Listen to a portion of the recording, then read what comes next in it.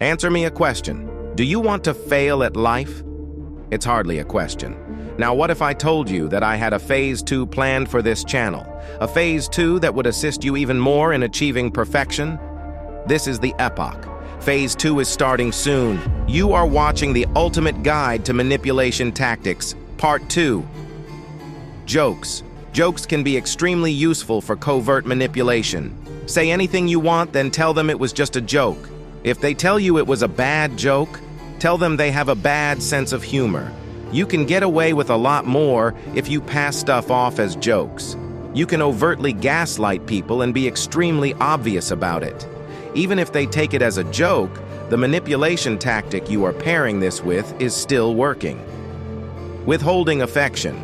This is best paired with using love bombing first. You need to have them like you, then once they do, you can ask for favors. If they don't do the favor, then you should withhold your affection. Don't do this too long. The longer you make it, the more obvious and conscious you make it. If you do it for too short, it's safer, because they may be subliminally affected. This leads well into subliminal manipulation. This manipulation tactic is all about getting into the subject's head. You need to do things that the person's subconscious will fall for.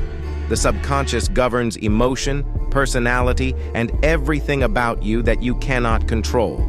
If you manipulate someone's subconscious, you have a lot of control over someone. To do so, whenever you speak to them, you need to add little affirmations that they won't notice. Example: I really like that cake you made, but do you like sugar a lot or something? Because that was too sugary. This puts a few things into the recipient's mind. The first thing is obvious. It makes them wonder if they do like sugar.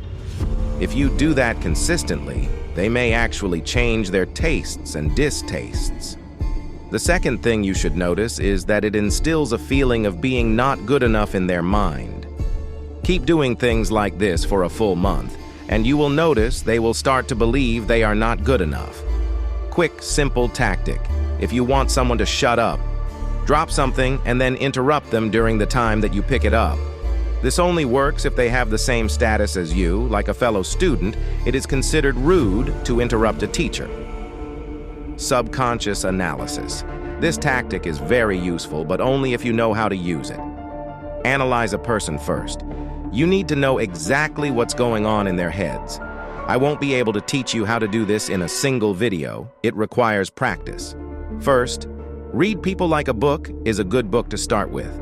Once you have read through the book, take a notepad. Then pick a friend of yours. Try to analyze their actions from the last time you saw them.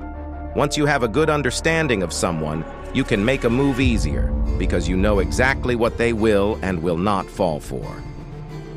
Fake moralization. Pretend to be a good person and have high standards. If there is a foodless person on the street and there is nobody around, why help? But if there is a crowd, you need to immediately help them. It will skyrocket your reputation. Infantilization. Make your victim feel like a baby or a toddler. Use tones that you usually only use with them. The person will feel disrespected and childish. You can also micromanage every part of their lives. That's all for this video. Test my techniques and tell me how it goes in the comments. This is the Epoch, and you have watched Part 2 of the Ultimate Guide to Manipulation Tactics.